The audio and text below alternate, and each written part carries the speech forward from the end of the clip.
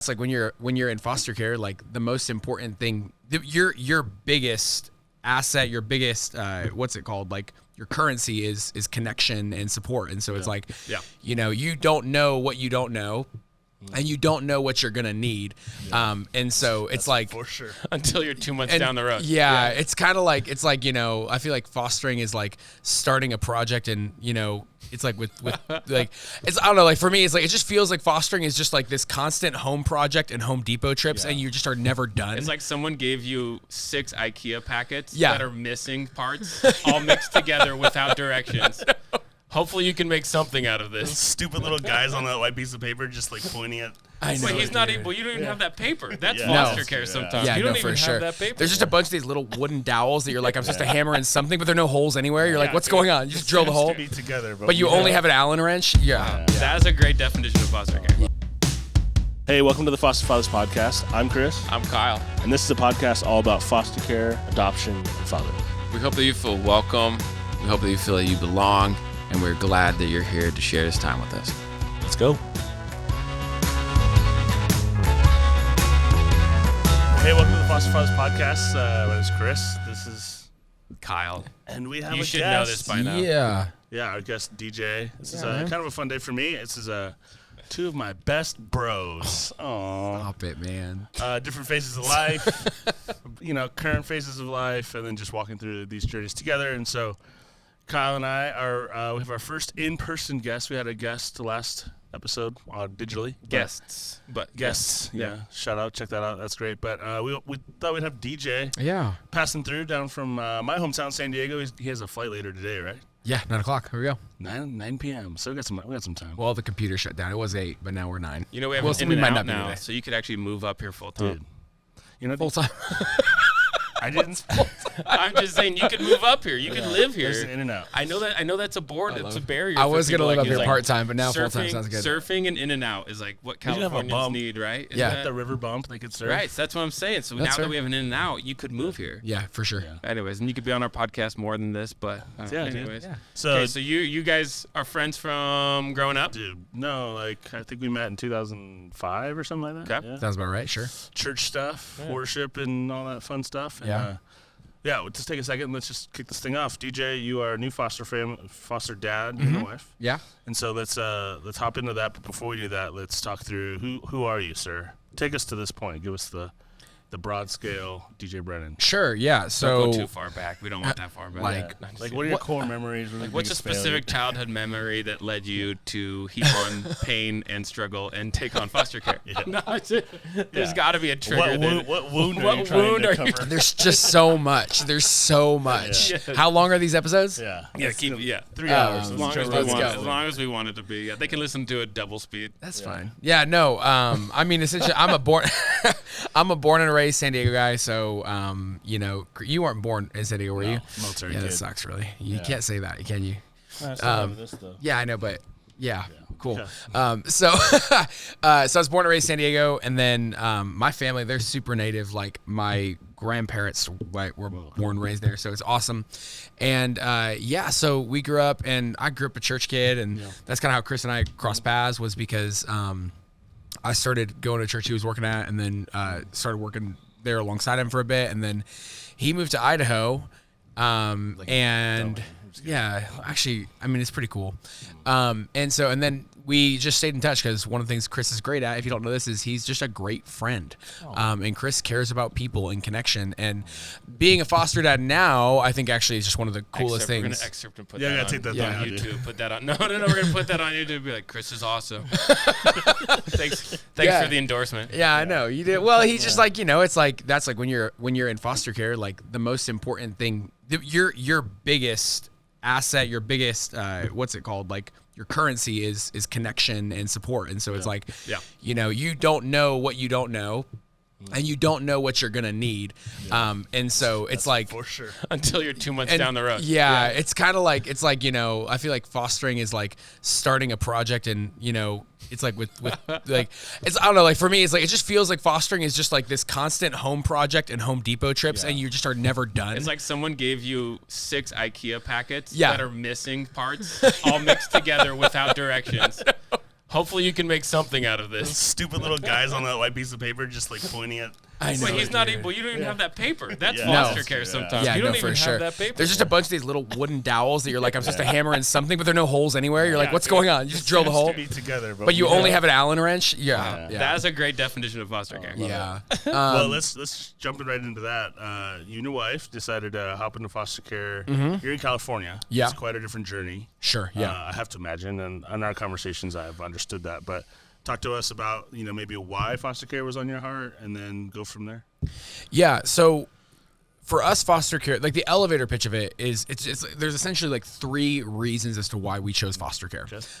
One, because growing up, I knew people who, after the fact, as a kid, I knew were fostered. So I had friends growing up who they were just my friends, and I was like, oh, these people are cool. Well, then it's like they're 16, 17, 18, and then I figure out, oh, they were adopted out of the foster care system. And so you're like, oh, no way. So that's just like present in my mind as a high schooler. I'm like, that exists. Yeah. Which, come to find out, there's a lot of 40-year-olds who they don't even know what foster care is. Right. The concept of it, they're like, oh, you're adopting. No, let me explain this. And so there was that side of it. Then the other side of it is that, for me, my dad was so formative in my life. And so anybody who meets my dad, they'll look at him, they'll look at me, and they're just like, duh. Right? Shout like out it's Donald. like, oh, shout out Donald. And his production company. Let's go. STEP, let's go. If you're in San Diego Event Pros. Ding. I would love it if you got a job out of this. That'd be amazing. And so, but like if you look at my dad and you look at me, you're like, wow, you can see the connection, right? So you got kids who don't have dads. And so for me, if my dad played such an influential role in my life and I'm in some way, shape, or form like a reproduction of him, well, then I have the ability to, I have the ability to be that for somebody. Yeah. Who may or may not have that in their life. So that was huge. Yeah. And then the last thing was, for my wife and I, the possibility of having biological kids became not necessarily a closed door, but it became a question mark. And for us, we just decided like, okay, look, we're pushing out of our 20s into our 30s. We don't want to spend the next 10 years of our lives like constantly living in this just like pain cycle of like, something we can't control. Yeah. Or we can step into another equal like pain cycle, but it's something that like we can actually like in the end of 10 years of maybe fertility, like you may see nothing from that. Yeah. Well, the end of 10 years of foster care, like, oh my gosh, like what are you going to see from that? Like, can I ask a couple quick clarifying Go for it. questions? Yeah. So you're married. How long have you been married now? We've been married 7 years now. 7 years. Yeah. Sweet. Yeah. My wife and I are 2 months away from 7 years. There you go. So we're in the same boat. And you don't have any biological kids. We have no biological kids. Okay. And now you have how many foster adopted kids? We have one. One foster kid. We just fostered a kid. Yeah. Sweet. Okay. Yes. Cool. The way this dude, I mean, again, this is like a lifelong friend. The way this dude, I know he's certified to know his license. Out of nowhere, he just like sends me a selfie with a baby. You had to have known like a couple days. You could have called me, like not that. I wasn't mad. I was. I think I texted you. Oh no, maybe I can't remember. But yeah, give me a warning here. Yeah, because like, the first thing when my life completely flipped upside down, I was like, oh, I'll text Chris. Yeah, for sure. That's the first thing before my dad. Yeah. See, that's the thing that is sometimes how this goes. Is you get into foster care and then all of a sudden you're like, whoa, I'm kind of behind, right? I mean, Sure. honestly, Yeah. I feel like when I relive someone else's experience, it helps. Totally. Or when I live someone else's experience, it helps me relive mine. Yeah. Where I'm like, oh yeah, this is what's happening in my life is moving at 1,000 miles per minute, and oh crud, there's a few people I need to connect with. I have aunts and uncles who are like, haven't heard from you. I heard this happen. I'm like, oh no, actually you're behind. We have 4 kids now. Yeah. They're like, and they're all, oh okay. And I'm like, I don't know. No, I don't I'm know just what playing. updates I'm just to make, playing. dude. I was just laughing. I was just telling Tracy. I was like, oh, DJ has a baby. Yeah, dude. Just like nonchalant. Yeah. So well, we walked into church one Sunday and it was just like instantly, just like everybody, like, oh my gosh. Well, that happened to me yesterday. My wife and I, we took all the kids to a store. We went and got, I don't know what we went to Shields, which is for whatever reason. No comment. Yeah. Keep going. Isn't that where the America. dresses Keep for going. lesses kind of Just thing? keep Or going. Ross? No, it's Cabela's for less. Keep going. Yeah. That's where you buy Hokas, right? No. Kid. We went up there and there was a family from our church that we know, but we don't know super well. Yeah. And they're like, I had no idea you guys were pregnant and had another baby. And we're like, Well, yeah. We didn't need to go. We didn't like want to go into it. And they were like, he's so cute. And we're like, yeah, thanks, dude. That's so good to see you guys. We took one of your kids. You guys went on a date, and we took one of your kids, and everybody just kind of was oh, you took in another kid? Like that was their assumption was, Yeah. you know, and they were like, tell us the story behind this kid. I'm like, what? Well, he is a foster kid, but he's not our foster kid. Yeah. You know, so, I mean, it changes quick. Yeah, It changes quick, funny. dude. Okay, so I have one more unless you have one more. keep going. My wife and I also chose for our plan A to be foster and adoption, right? Yeah. And I think we are naturally inclined to. I'm naturally inclined. I'm not a woman. I don't have that desire. I have a desire for raising kids, like you said, like seeing kids have a home, seeing people have a place. It goes beyond kids. Seeing people have a place of belonging. But you know, we decided to let our plan A be foster care instead of. We actually have not fully tried to have our own kids, so we don't know what the possibility is there. Was there any boundaries for you guys? Was it a difficult, and can you pinpoint a moment or a series of moments that flipped you from that pursuit of biological? You explained it a little bit as in, seeing the outcome 10 years from now, what the difference could be. Was there a moment? Yeah, is there something Good question. smaller? Sorry. Yeah, no, it's a great question. We essentially, so for me, my language is I want to be a parent. I don't necessarily need to have my own kids. Yeah. Like that's just always been like my thing is like, yes, I want to be a father. Don't care how. I think for my wife, like you said, for her side of things, there was definitely I want to have kids to some degree, but I think quickly too for her, she figured out again, even like I think there is a side of just a woman's like biology and psychology that like there is that side of things where it's like that's just more of a natural bend. But as she began to process, probably around year 3, year 4 of our marriage, which is when we began to like, that was even the window of where we weren't even going to talk about kids before that. Like, you know, it just wasn't even a conversation. Once that became a conversation, and also with my wife and her family history, like we knew that like, and I mean, to get as essentially, I'm an open book with it, is that based on the information I knew about my wife's history, before we got married, I was resigned to the fact that we could not have kids. Like that was just a conversation I had with myself so that the day that we had to have that conversation, I would not make her feel disappointed in herself. Because I was like, if I can process that now, then I'm going to be emotionally available for her when she needs to have that conversation, not be the one who she needs to console through her pain. Yeah. Jeez. And so when we got, wow. so when we got there, Wisdom comes, dude. I don't know. It shows up sometimes. You said this it word, shows up sometimes, dude. You said the word emotionally available. I'm like, what? Chris, I'm surprised Chris can even say emotional. Taking notes. He doesn't even know what that means, dude. Chris goes, available. Chris says, my emotions are available. Anybody on eBay? I got 2 Pokemon cards and some emotions that are available for sale, dude. you might get a BetterHelp endorsement, dude. I don't know. What do you want? That's not what that means. It doesn't mean that they're available for purchase. That's not what that means, Chris. That's so good. Oh my gosh. That's amazing. This is fun. This is good. Anyway, so to like wrap that kind of saga. Sorry about that. I should know how to do this. I should. Yeah, We've all done this. I've done this like 4 times. No, he lives around the microphone. It's all right. That's the whole life. All right. I have a chipped tooth because of it. Anyway, that was on you. That was one night at youth group. My bad. Anyway, it's not your fault. Anyway, so what we did is we essentially did. So when we got to that point where the conversation with the kids was like, I was already in plan A from day one. Was like, we're foster care, and we're not adoption because adoption's cool, but our backyard is really important to me. I'm a local homegrown San Diego. I'm like, there are just kids in the backyard that need parents. Yeah. So Great. You're answering what my next question was going to be. So you're sure. Going. So essentially, when that happened, it took some time for her, and probably from year 4 to year 6, those 2 years, her father passed away. So she had a lot of trauma there and some pain there to process through, and But then we had amazing community, and we just started to have these conversations. And then really what happened, the big moment was, so we live in San Diego. And so we were living actually a couple blocks from where you and Tracy used to live in North Park. And we'd started having conversations before COVID about we want to buy a house. We want to really like set up roots here and how we're going to do it.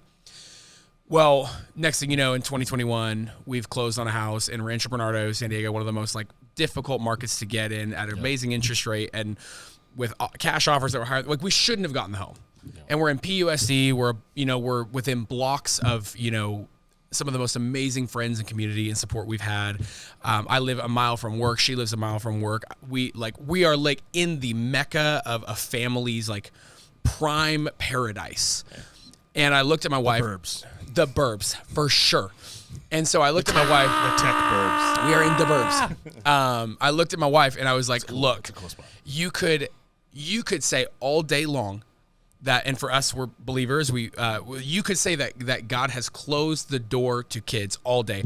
I just refuse to say that, because all I can see is that God has flung wide a massive door to make us the biggest jackpot for a kid to ever experience in their life who didn't have a family. Like, they get to walk into I'm like, not to brag on us, but we are the coolest family for a baby. Like, it's because of your friends. Your friends. We're friends. Yeah. Your friends make you. Well, cool, it's like, right? but like, you get foster parents who are like, they're like in their like early mid 50s, where it's like amazing. Like, yes, like they're empty nesting now, they're doing that, but like, Well, there's some odd ones out there like me. yeah, you're Portlandian-ish. But it's like, I didn't get a house with a TV. God, jeez Louise. I live in a freaking trailer. Yeah, dude, my kids would rather live in a trailer than live without a TV. And that's fair. Unfortunately, we have a house but no TV. I mean, look, I get it. But that's for us was it. It was just, we were like, man, like when it just kind of all clicked, we're like, oh God, you gave us this house, you gave us this community, you gave us support, you gave us resources, all stuff we never should have had, but for a purpose. And that purpose was because we've got a kid who's going to need those resources, and now we have them. So let's go. Yeah. If you're not using your space to be, a gift to others, then you're wasting it. Yeah, for sure. That's awesome. So you join with an agency. We don't have that here fully, but you have an advocate. We have an advocate through a nonprofit here in San Diego. And so they work with us, provide help, needs, support through that process. And then he also has a social worker. Yeah, okay. So, so just kind of, it's just more support. Yeah. And then, sorry, what was your other question? The process with Olive Crest. Yeah. How was that? How long were you licensed? Till you were licensed? Just took us a year. Partially because of our pace. Probably could have done it in 6 months. Okay. But we took the year just to kind of with some life stuff. But they did all our trainings.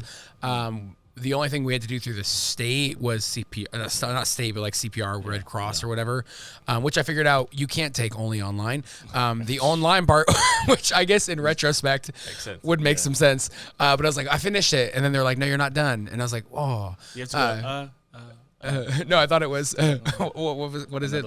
Nope. No, at first I was afraid. No. I was no, that's the beginning of Staying Alive. The Office, dude. Never. That's right. Anyway, that's right. How was the process for you? Did you find that training helpful? Were you overwhelmed by it? I thought the training was not as helpful as it could have been. Yeah. I understand they have to one size fits all, something that is not one size. Yeah. And so you're sitting there and you're like, okay, cool. I mean, here's my question. Could it actually have been more helpful, or is there just, because we talk about this, is that there's just some things like we've talked about already in this episode. There's some things that you can't be prepared for, right? No. There's not a set of directions that enables you to get through this. So are there some things that could have improved on, or is it really just, man, how do you prepare for this? I think if people were to actually want to prepare you for something, I would say one of the most helpful things would just be to have like written down like stories of parents. Yeah. Just like look, like, hey, here's 10 stories of 10 foster kids. Just like, because for me, like the one thing I wasn't prepared for was the amount of doctor's visits I would have to go to. Like I just had no clue. Yeah. Because, and it's like, and we got a kid who had complications, and then you also have got a state that cares a lot about their health. And so they're going to make you do everything. If it was my kid, I'd be like, dog, you're fine. Like, but it's not my kid. So I have to like now go to like 17 appointments that I would never book myself. Yeah. And so they just don't prepare you for that. And next thing you know, I've got a wife who's got no flexibility in her job. Yeah. I've got flexibility, but I'm also the main breadwinner of her family. Yeah. So now I'm like here, like trying I'm not the main breadwinner, but keep going. Sure. So it's like, well, I'm up till midnight working, and I'm at 9 a.m. at a doctor's appointment. I got a social worker visit here. So it's like, they just don't prep you for your week. And to be honest, like, they're just not. It's like, I'm like, dude, we're trying to do y'all a favor here. So like, can you work with me? Like they just don't prep you for people like not working with you. Yeah. And so, I mean, taking care of a kid, like you don't get training if you give birth to one. So it's like, you don't need training to like, you'll figure it out. There's trauma and all that stuff involved. But for sure. Yeah. And I think that was the part where it's like, and the trauma part too, which I was like, no, that's super, super helpful. But again, it was like, it's so specific. Yeah. So, yeah. I mean, you're dealing with, and you will, if this story continues on between you and your guys' foster kid, if it continues on, you will face a different set of trauma responses. Chris is and with his kids is going to face a different set of trauma responses than I have. I mean, I had boom. Here's a 7.5-year-old. There you go. Yeah. You know, I mean, there's a lot different there than you have bringing in an infant. Yeah. You know, there is still trauma, dude. I can 100%. I could tell you about a million books that I'm reading. Love to talk about the books I'm reading, which I do have a book for you about a California foster care scenario. Anyways, but yeah, I mean, it's impossible to fully prepare. But I'm going to take a note here. So this is a timestamp. Telling other people's stories is a great way to prepare people for foster care because it just gives you context. Yes. You know, and maybe like in a podcast form, you know? Yeah. We should have, oh my gosh, we should have more dads on Well, here but that's to to be talk about honest, their specific experience. Well, no, like I'll plug that to say that like I think one of the most helpful things to prepare me with foster care was knowing this guy for years. Yeah. Like I just walked his journey with him. Like I just showed up in Idaho and I was like, you got a new kid, and hey, there's this adorable little girl and she's snuggling with me on the couch and I'm getting to know her and I'm seeing and then I'm like, oh, she's amazing. She doesn't treat you like that. No, sorry about that. She but likes to play. She's playing hard to get. She's just like, don't do that. And she's all. You should have seen this dude. Literally, Kyle walks in. My daughter runs up and goes, hey. What? She doesn't even get up. She just sits on the couch. You walk in and she gets up. She runs up. She's smiling. But then she's over here saying, no, don't pick me up. And then she's all, pick me up, please. Like 2 seconds later, I was like, oh my gosh, I know, dude. what are you gonna do? About my trauma, dude. Like, I just want to be wanted, okay? That's really it, dude. I just want to be wanted. No, keep going, dude. Well, like, this is a funny question coming from me, but talk to us about, like, our conversations. Like, it was many years from the first time we talked about you diving into this. What's it like hearing from somebody? What's it like walking someone else's journey? You're probably now being the one that someone else is looking to dive into something like this. You know, it's like, to your point, well, so walking alongside you was awesome because it was like, and it wasn't even like, it's like, I didn't live, we live 13 hours away. We talk once a month and, just kind of like, we'll just chat and just catch up. And in those moments, and just getting those updates, it was like, here were the two things that I learned from those was that one, it's just possible. Mm-hmm. Like it's possible. And every training, everything someone tells you, like all they're painting for you is an impossible picture. Yeah. And it's like, that's not helpful, guys. Now, don't get me wrong. Like, it's like, and I'm like, no, it's actually like beautiful. And it's like, and it's hard. And you'll figure it out. And you'll figure it out. Yeah. And that's okay. Yeah. And here's a few resources. If they could say this, like, here's a few resources. Yeah, here's a few things to help you out. Yeah. Like, I got 3 books that I have not read from trainings at foster care things. Body Keeps the Score? Yeah, there you go. No, not that one. Do you know it, though? Yes, I do. Yes. And so, phenomenal. And so, it's an inside joke there. Yeah. I read it. It took me 6 months to read it, and it's I talked about it all the time. It's such a like. Did you read it? No, I have not read the whole thing. Okay. Not at all. You're it's an intense read. Yes, like I'm working through it. 400 pages. It's like dude. no. Normal people, like it was so hard. Dude. I've got a buddy of mine should not be able to read those books, dude. Well, dude, I've got this overachiever buddy who he does that. Well, it's crazy. It's because now check this out. So it's like so you do this thing right, and you do foster. Yeah. I'm like. And for him, Chris was always the guy who I could just kind of like look at Anna and be like, hey, I know this like seems kind of crazy, but hey, like look at this. Like Chris it's possible. Can do it, dude. If Chris can do it, we got this. We are fine. Yes. We are going to crush it. Yeah, dude. And then it's like amazing. And then I turn around and I'm at the gym. I've got a buddy of mine. I work out with him every single day at the gym. Sans, I could tell. This last week. Thank you. So we go to 24-hour fitness and we are there every morning, 6:30 a.m. and we're doing our thing. And he's there with me the whole time. And I'm like, every day I'm like, da da da da da da da. This was happening. Social worker training, ba ba da ba da. We're going through this whole thing, and he's the whole approval process. And then he's like every single morning, hey, any update? No. Any update? No. Any update? No. And then this last December. After the gym, he says, hey, can we go to coffee together? I'm like, yeah, I'd love to. We go to coffee. We sit down. He goes, hey, I just want to give you a heads up. My wife and I were talking, and we're going to adopt. Oh, dude. And I'm like sitting there. I'm like, huh. Now, not foster, but for him, his whole family's from India. And so he's adopting a little girl from India. Oh, and he just got approved 2 weeks ago. They just accepted a daughter, and they're going to fly out this year to get a daughter. Yeah, so it's like. Get that guy on the podcast. Dude, I know, right? And it was part of your journey that helped tip him. Well, like when we had met, kids were no. Yeah. And Cool. And then it's like we start talking about all this stuff, and he's walking this journey with us. Yeah. And then I've got another family who are friends from Ohio. They fostered 30 kids out there, and they go to our church, and they've got their fourth daughter was adopted on their way. They were leaving the state that like in 2 weeks, and the state called them and said, "We got a kid, full rights gone. Take him, move to California." Whoa. And they brought her here, new infant. And so it's like, That could hit the lottery. I know, right? For real. My wife's from Ohio. Any dude. chance to get out of Ohio, dude? Let's go. So anyway, it's like all that to say, your like, kid has it good. That kid has it great, dude. but that's like when you look at it, it's like that is the most helpful thing in foster care. It's like story. Yeah. It's Like, cool, Yeah. that's how you do it. All right, well, speaking of stories, let's transition. Let's go right into it. Like, tell us your story. What's going on? Stay 10,000 feet above it, but Yeah. where are you at now? What's the deal? I'll talk Cool. about little man. Yeah. So we got a call on, I think it was just like beginning of April, end of March, something like that.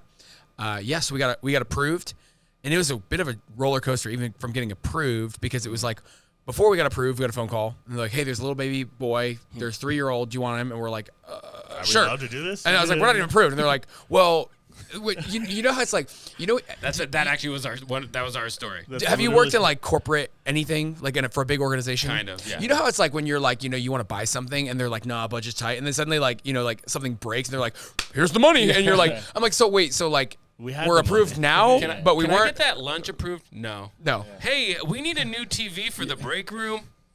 Got it. Yeah, done. 100% on the Yeah. way. Yeah. Yeah, so it's like, that was so funny. I was like, so when you really need us, but we don't, but now you only kind of needed us earlier. So it was funny. So then they're like, "Oh wait, it already got claimed. He already got claimed." And so, and then they just like never called us again. I'm like, "Wait, are we approved or are we not?" So we're waiting like weeks, like every day, like, what's gonna happen? What's gonna happen? What's gonna happen? And then finally they call us, and they're like, and I'm like, and they're like, "You're approved," and I'm like, "Okay," and they're like, "Cool," and then they like hang up, and I'm like, "Okay," and then we got a couple calls, and then a couple agencies or people kind of got the kids like placed before we like got back to the Because state. you're one of probably 25 calls. Sure, they yeah. made. So, and we were not prepared for that. Again, like that would have been cool to be prepared for. Like, hey, this is how your placement's gonna work. Yeah. That would have been nice to know. They're like, we'll just call you the placement. Not like we might call you before you're, but then So we and then we get a call one day, and they're like, "Hey, we've got a baby boy. He's how much can I share about him?" It's up to you, but I think you should stay as ambiguous as you possibly could. Sure. Well, essentially, it's just like, hey, we've got a premature tox positive baby boy in the NICU, 45 days old. He's finally stable after multiple transfusions and a lot of, touch and go stuff. He was born under 4 pounds, like tiny little guy. And, his mom dropped him off, has not been back. And so they're like, "Here you go." And we like, yes. And so we went over, and it was insane. We just like walked into the NICU, and they're like, "Cool, here's your badge." And they're like, "Here you go. Here's your baby." Wait, and you walked out that same day? No. They're This like, is the wild thing from So what he stayed in the hospital for a little bit. well, so here's what happened. It's like, so we had him in the NICU for 2 weeks, and it was crazy. And this is it's funny, just at the camp I was at, why I'm here, there's a nurse at the camp who's a NICU nurse, and she asked me a question. She goes, "Hey, what would you tell foster parents in the NICU that like I get to talk to? Like, what advice would you give them?" And we were so blessed. We had this nurse who was there for about 20 years in the NICU.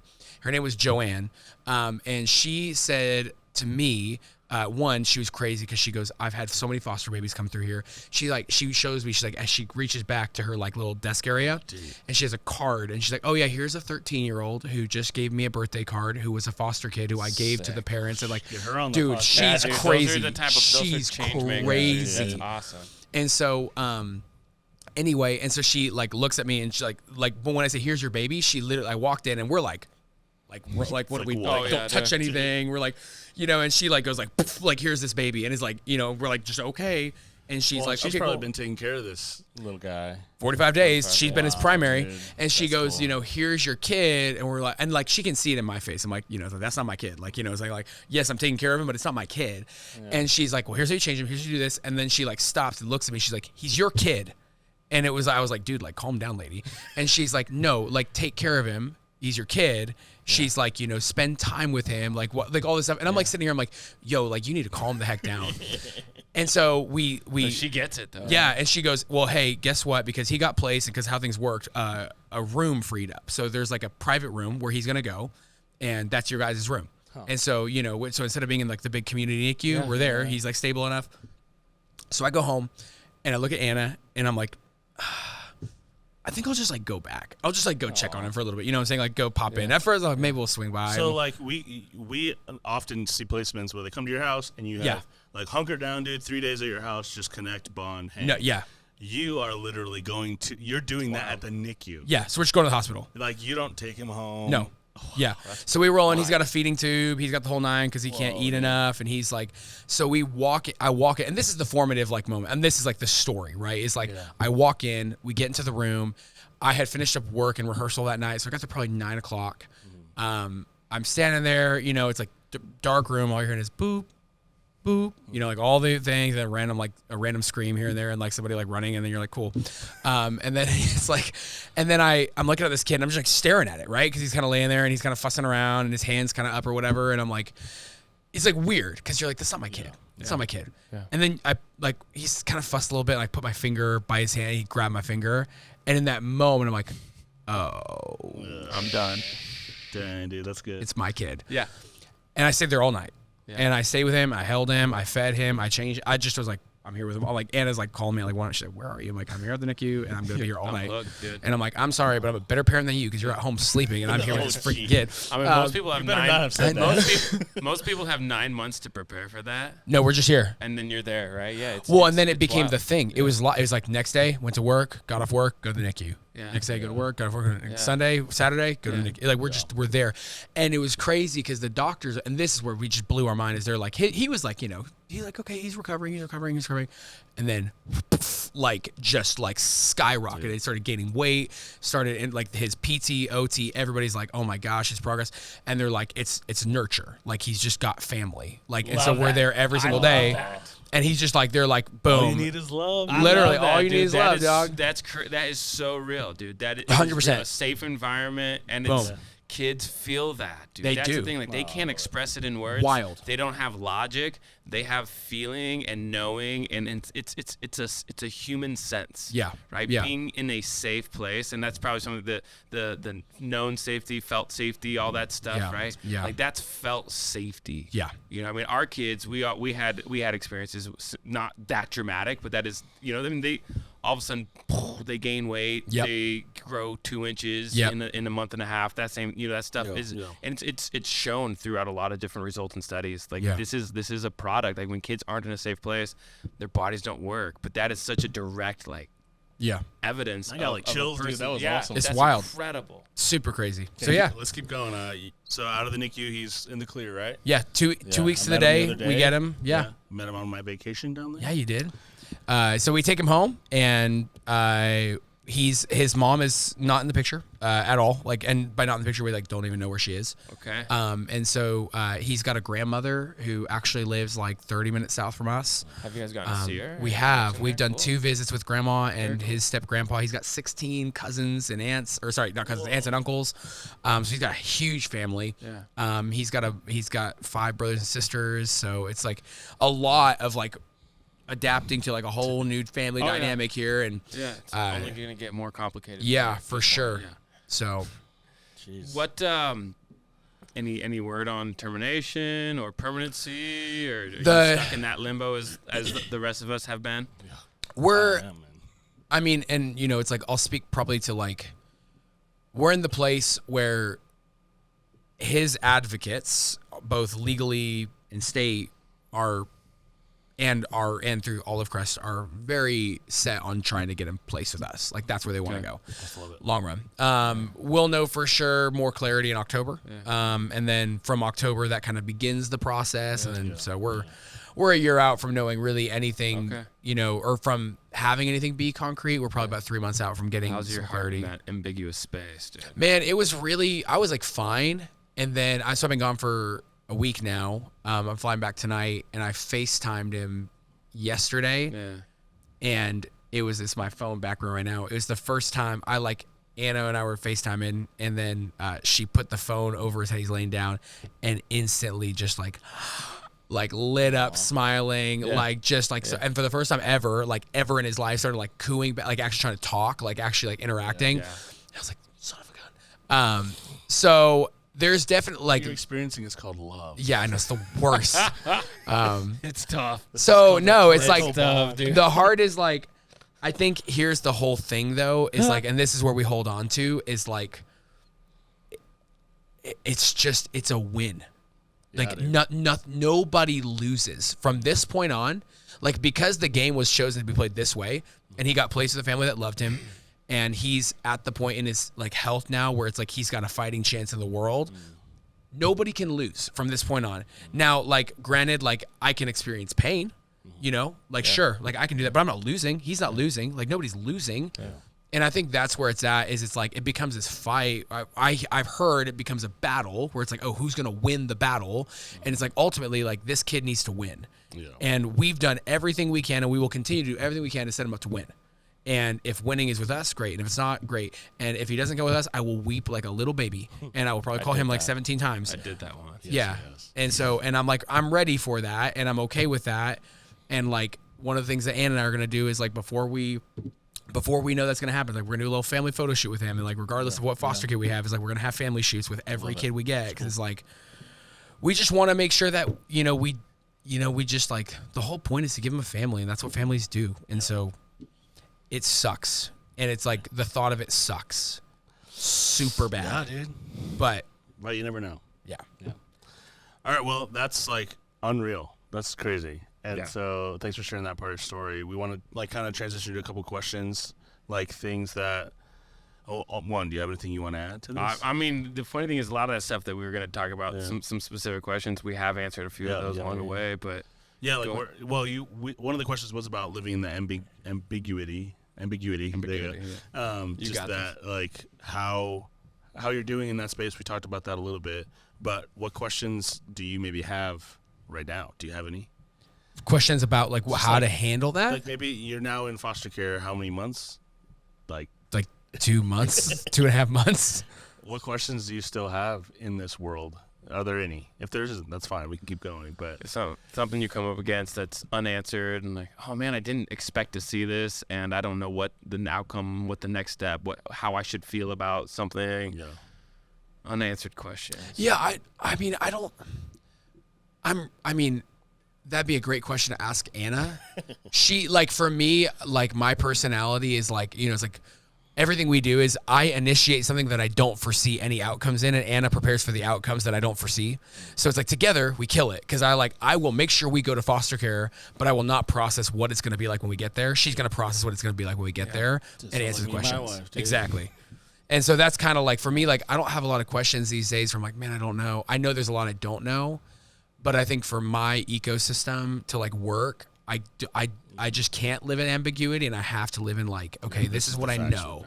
And then anything else, like, the way I said it for people is like, people are like, when we're waiting to get approved in place, how do you feel about everything? I'm like, I feel nothing, because feeling is going to require me to burn energy on emotion that I would waste when I could be burning it on the kid I have. So I'm not going to waste time like feeling sad or happy. This is where we differ our whole friendship. DJ is ready to get things done, and I'm like, let's just have some fun, dude. DJ's talking efficiency and energy, and I'm like, yeah, when I talk energy efficiency, it's houses, dude. How much peanut oil runs on your house for your your super? We're all electric, dude. We're all electric in our solar too. Well, without a TV, you can do that. Oh yeah. Okay, well let's move on. Say someone here is listening. When it's been cool to see this thing grow a little bit, and we hear more and more people that let us know. And we had a couple DMs this week of people just letting us know. One was in, I think, Massachusetts. It was like, this is where we are. I'm like, killer. Why are you telling us? That's awesome. Yeah. But anyways, someone who's listening, maybe walking into foster care, needs just a little jolt of encouragement. What would you say to someone entering foster care? What advice, encouragement would you give? Oh, I mean, for someone going into foster care, or someone who has no idea, or all the above? All the above, brother. I mean, I would say not even should. Everybody should do something. Like, and I think that's like, and I don't mean to sound mean or insensitive or like aggressive, but like, it's too much of a problem with too easy of solutions for us to not do things about it. Yeah. And if you know we've got friends who they just text us. It's like literally like we just have like 2 friends, and one of them will text us. Their family, they've got a couple kids. They're like 7 and 9, and they love our kid. And they'll be like, "Hey, it's this Saturday from noon to 5. We are just free at the house, so we are taking your kid from noon to 5." Like they don't even ask. They're like, "We're taking him from noon to 5," and da da da. And it's like, and because that's what they can do. And they do it, and they don't even ask. They don't even wait. They don't wait for us to ask. And I think it's just like, for people to know, like you can do something. Yeah. And it's so simple. And there are people out there that are like, I think there are people who are called to it and people who aren't. Like, so it's like, don't feel bad if you're like that's just not for me. Like, I get it totally. I'm not gonna join the military, but like I can still like support somebody who's in the, like, you know what I'm saying? Like, there are things that we're all called to, and we can all support in different ways. And so, I think it's just, it's been really encouraging to meet people who, like there was a friend of mine who just put together a meal train when I was like, that's awesome. Like they were like, you're having a kid. Yeah. We would do that for anybody else. Right. So, it's just open up your eyes and look around. You can do something. How'd you hang on through the hard times? Because obviously 2 months, I'm not trying to like diminish whatever. You're so early on in this process. Yeah. And it's going to get harder. There's going to be family that comes out of nowhere that maybe wants him, or stuff like that, where you start to walk those emotions that are tough. How have you gotten through so far with these hard times? Yeah. I mean, there's a couple answers to that. I mean, again, community is a huge thing, I think too, like, and, I don't know how like faith-based you guys get here, but I'll just kind of go with that real quick. It's true to you. It's true. That's your thing. There you go. Speak your truth. Sorry, I didn't mean that. Don't get cheesy, dude. Chris is cheesy enough. Dude. I know. And I'm a little long-winded, so I'm sorry, but it's like my boss, our pastor, he shared this with me, which is just crazy. Is way back when, back in like BC times, in the Roman Empire, the human body was like, I said the Roman Empire, your eyes got so big. How often do you think about the Roman Empire? How often do you guys think about the Roman Empire? I'd never. Never, literally never. Dude. But he told me this. He's like, the human body was idolized, right? It's like you see it in statues. It's like we just look at the human body as like the perfect thing. And so if it had any defects, they had no way to know about defects at the time, if you had a baby that had a problem, like even a birthmark, you just... like you'd go, and there'd be outside the city, there'd be like a mountain or a hill where you would drop off the child who had a defect, and you would leave them there. And there was no adoption system. There was no orphanage. There was no whatever. And so what would happen is, back in this time, and this is historical, is the early Christians, what would happen is when Jesus came and began to teach about widows and orphans, which would have been such a crazy concept because orphans didn't have homes, what he was saying is there's a mountain outside your city with children who literally have nothing. Go there, do something about it. That's awesome. And so that was the first and our evidence. Mountain is Department of Health and Welfare. It literally is. Yeah. But like that was the first example of adoption that ever existed. So like if you read anything about any ancient text in the Bible about adoption, like that was actually a crazy new innovative concept that they were coming up with. Yeah. I say that to say, in the hard times, in the hardest times, for me, what I remember is that, and what I hold on to so frequently is like, as a Christ follower, as someone who follows Jesus, like I'm a kid who's so like, I'm just a person who's so broken, and ultimately like I've got nothing in this world, and I'm just trying to figure it out.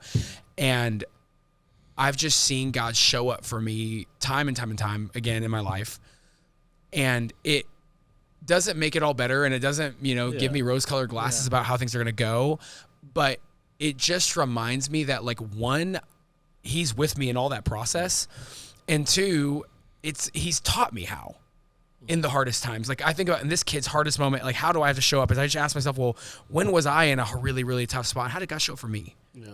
And it's like, man, he just like, man, I just like sat in my room, and I just like needed to just cry for a second. Wait, this baby just like needs to sit and cry on my lap, and I just need to not get mad, like or it's like Easier said than done, easier but said yeah, than right, done, but like right. the blueprint's there, Yeah, what is it? Right. They like, dude, when we left the hospital, the amount of times people said to me, they were like, "Don't shake a baby." I'm like, girl. Like, how crazy do you think I am? Yeah, I'm not going to shake a freaking baby. 48 hours later, I'm sitting there, I'm like, wait till 2 a.m. dude, I'm about to shake a baby. Yeah, dude. I didn't. Did you shake? we know. No one shakes any. Like, Nobody shakes any I babies. like tensed. You know what I'm saying? I was like, just stop crying. No, there's Yeah. a reason. Yeah, I mean, it's a funny. I was like, there's no way. Yep, there's a way. It's wild. Like, I've Yeah. never loved kids more than these kids, and I've never been more aggravated at kids than I have in the last 2 years. You know, it's like I've never been a yeller, never been even an angry person, and you'll find your limit, dude. Oh yeah, it's there. It's there. Yeah.